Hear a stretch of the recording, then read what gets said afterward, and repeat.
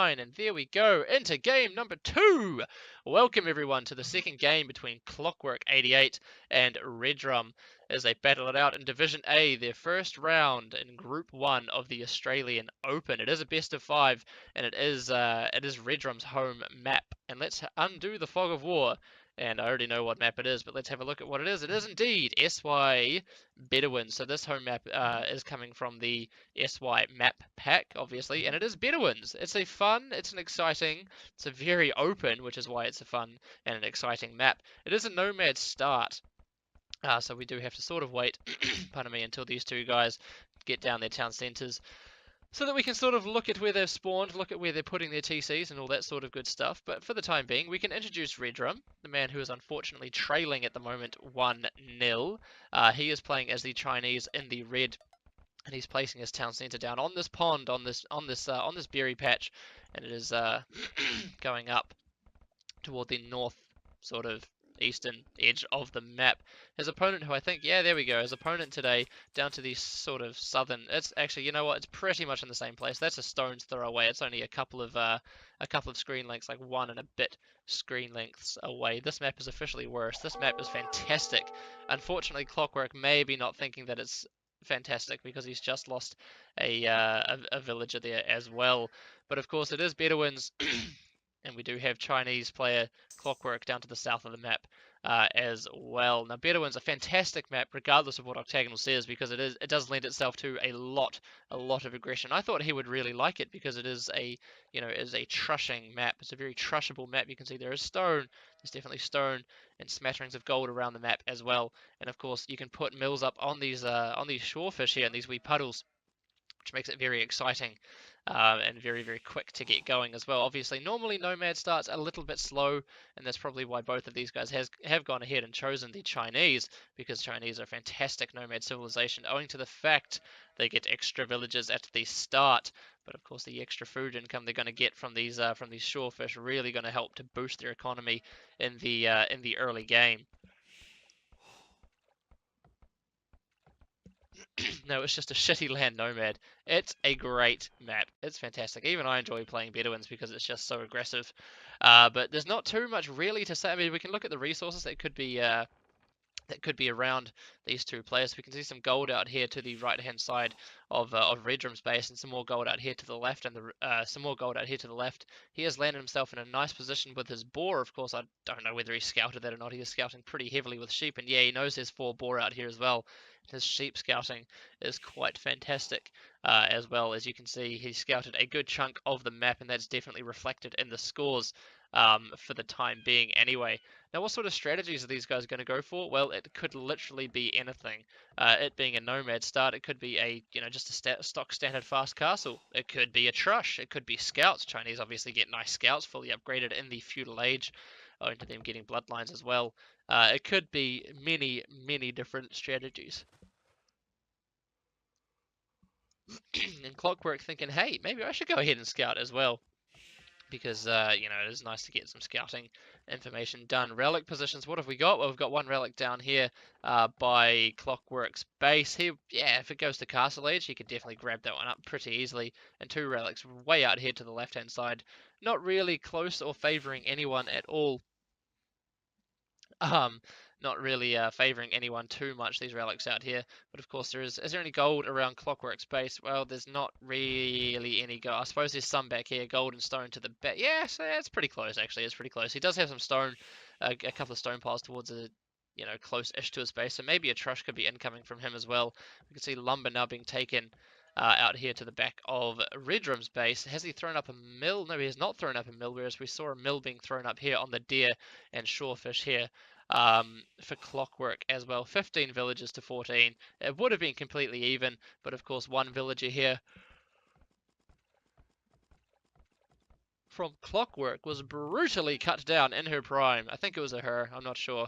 Was brutally cut down in their prime by the town centre of Redrum. Now, does Redrum know where Clockwork is? Because Clockwork definitely bloody well knows where where Redrum is, and yeah, he can see the sheep being taken here, so he can anticipate, he can assume that Clockwork is in this area of the map, and like I said, they are very, very close to each other, these two players at the moment, their town centre positions, which hopefully means that we're going to be seeing some fast feudals, or fast-ish feudals, and we're also going to be able to, going to be seeing a lot of aggression as well. 17 villages to 16, no military, 1 kill, 1 death.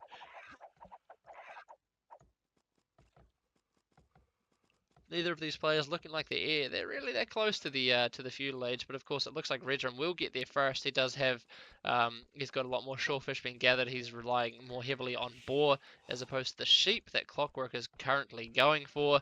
So it looks like the feudal age time will be in favour of Redrum. Of course, he does have an extra villager out over his opponent as well. And I just want to reiterate the fact that his scouting is completely phenomenal. I mean, look at this. He pretty much has vision of the whole map. And like I said, Redrum up to the feudal age first. Let's see what sort of let's see what strategy he's going for. What is he going to do? Is he going to throw up a barracks? Is he going to move out to stone? Does he actually have stone anywhere around him? Well, he's got some towards the back. That's actually pretty much it. So maybe not a trush. Trush potentially not going to be his strategy of choice here. He does have a crap ton of food income, again, obviously, from the shorefish and the boar and such. So maybe it looks like he maybe wants to go for scouts. Maybe he's not going for a fast castle. He's not taking gold. He doesn't have the food income for the time being. But he is up to the feudal age now. And Clockwork, however,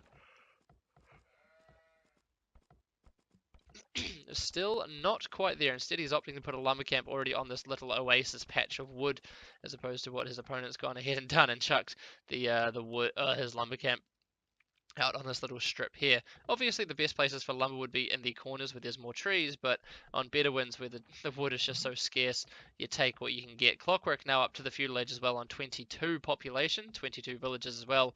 Barracks being thrown up at the front of Redrum's base, and I can only anticipate that we will be seeing a scout rush from him, as he does have a good amount of food at the moment. And again, it's not as if he's lacking any sort of food income. He still does have, what's that, 4 shorefish left in this pond, 4 or 5 shorefish left over here. He's got a shit ton of sheep left that he can still take, and he does have another pond out here to the left as well. Let's see what he's doing. It's a stable, so we're going to be seeing scouts as well. Yeah, I don't know why he's letting the boar rot, to be honest. That's a little bit surprising, but, you know, it is what it is. So he's going double stable. Okay, I saw one stable coming. That was anticipated. I did not anticipate the double stable scouts here from Redrum, but of course that is going to be a super strong strategy, as of course his opponent doesn't actually have any idea what is about to come his way. Clockwork, of course, on his way up to the feudal age. Is he going to throw down a barracks? Well, he doesn't actually have the wood to throw down a barracks for the time being. He will have one very soon, but by the time the barracks is up, by the time the spearmen are out, he's going to be hit with a double stable knights. Double stable what are the other things? Double stable scouts, of course. The scouts, well, the stable's up. Scouts already been created. No barracks. Finally, the barracks is being thrown up for Redrum out on the front.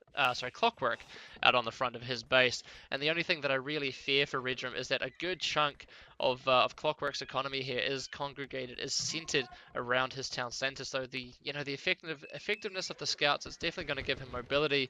It'll give him map control. It'll give him a bit of vision. But I don't know how much damage he can actually do to his opponent's economy here in terms of villager kills. He can idle the crap out of his opponent's villages, as we saw in the previous. Oh, there we go. There you go, Darth. He is going back to start taking that boar now as well.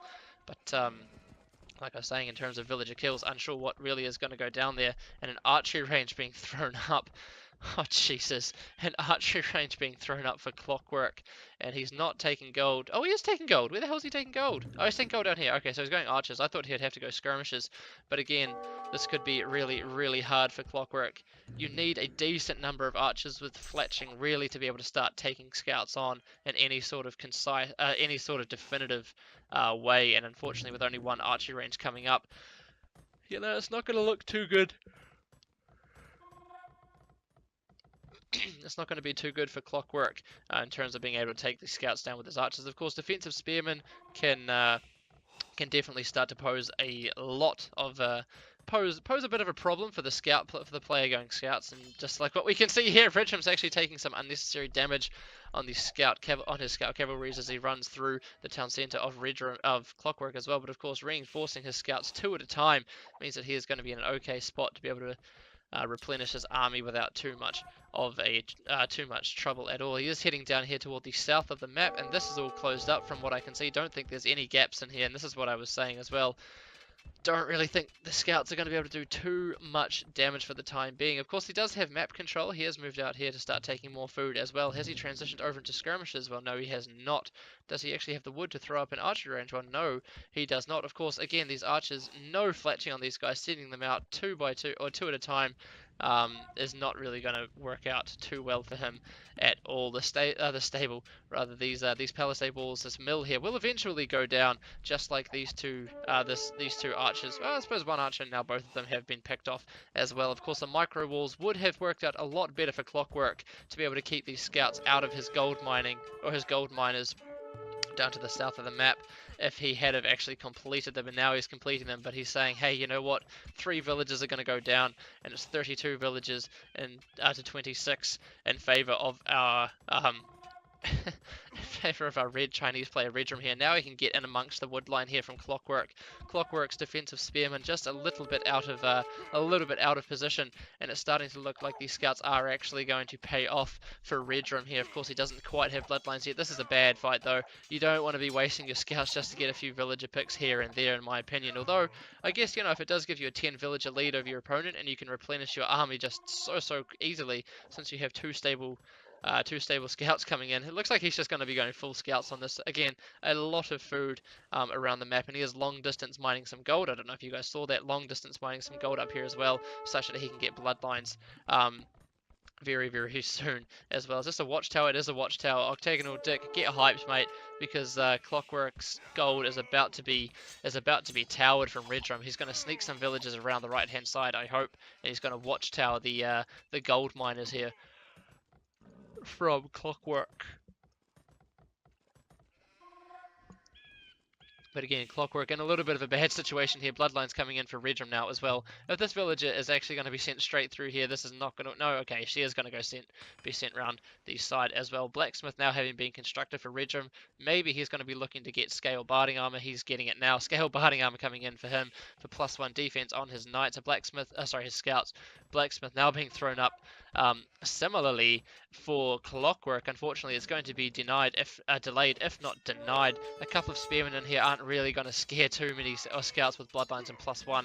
Although, of course, the reinforcements are coming over thick and fast from Clockwork as well. How's the scout production? Well, the scout production is still going semi-strong. Another group of 6 scouts moving out onto the left-hand side of Clockwork's base. And at the moment, map control so heavily in favor of Redrum. It's ridiculous. This villager getting picked off, though, by these archers. Still no fletching on these guys. Still no fletching on the archers here from Clockwork. He has the resources to do it. A little bit unsure why he isn't. But, of course, he is going to start moving out now with a small contingency of archers. See what damage he can do to his opponent as Forging now comes in for Redrum as well. Clockwork grabbing Wheelbarrow. It's not going to just... It's not going to give any advantage to the farms that he has up, because he doesn't have any farms. But of course, the wheelbarrow upgrade does also give your villagers a little bit of extra speed, meaning that he will be able to run away from the scouts just a little bit easier and get them to safety. Fletching now coming in for Clockwork as well, as he runs headlong into a couple of scouts here. A couple of nearly fully upgraded feudal age scouts, bear in mind, from Redrum, and of course they are not really, without fletching, they're not going to be able to do too much damage to the scouts at all. And of course, it's just, again, a push and pull method of military presence here, as he pulls the defense and offensive military units of his opponent away from the main area of his base, such that Redrum can move in with more scouts here to do more economic damage to Clockwork. What's Clockwork going to do? Well, he's going to send his archers out across the map, and he's going to bring his spearmen back. Very nice idea, and a very good idea in my opinion. But 42 villages to 25, a 17 villager deficit, looking very dicey at the moment. It just means, folks, that just means that the Castle Age upgrade is going to be a lot closer to Redrum than his opponent. Although I suppose in saying that, a lot of his resources are being sunk into scouts at the for the time being. You can see in terms of food, he is pretty much scraping the bottom of the barrel. And again, he might not be taking as definitive fights as he needs to, or as cost-effective fights as he needs to against these spearmen. But Clockwork, it doesn't matter, because Clockwork is called GG. And what I was saying there is, when you have double stable knights coming out and you're just going full scouts on your opponent, doesn't really matter if you take bad fights, because obviously you can just reinforce your army so much easier, or just so easily. So, taking bad fights doesn't really matter too much at all. But of course, Clockwork, more or less saying what I think a lot of us were thinking as well. Really, really well played and brilliant choice of home map from Redrum here as well. Nice, short, sharp, and sweet game. And what we'll do, as always, come out of this game, go back to the overlay. And I'll see you guys in just a moment's time for game number 3.